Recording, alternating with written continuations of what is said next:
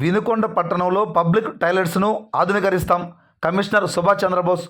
ఇక పూర్తి సమాచారం మేరకు పల్నాడు జిల్లా వినుకొండ నియోజకవర్గం వినుకొండ పట్టణంలోని సురేష్ మహల్ రోడ్లో నూతనంగా నిర్మించిన పబ్లిక్ టాయిలెట్లను మున్సిపల్ కమిషనర్ సుభాష్ చంద్రబోస్ శనివారం మధ్యాహ్నం 3 గంటల సమయంలో పరిశీలించారు.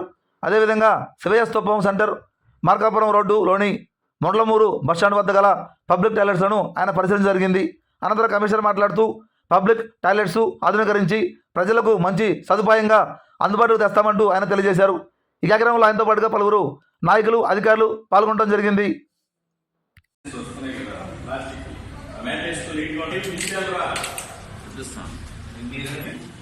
ఎక్కడ సిటీలో లేదు ఇంతవరకు.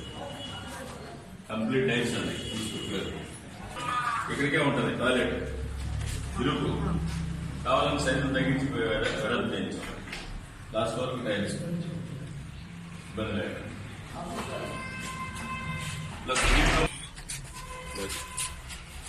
వచ్చిన వాళ్ళందరూ 80% అందరూ లోపలికి వెళ్తారు. బయట యూనివర్స్ బయట వస్తుంటే బయట పాస్ చేసుకుంటే వెళ్ళిపోతారు నీట్గా. షాప్తో సంబంధం లేదు. ఓన్లీ స్పెషల్ వర్క్ ఉంటే లోపలికి వెళ్తారు. మీరు ఈ సిస్టమ్ పెట్టా రాబోయే కూడా ఇలాగే వస్తాయి.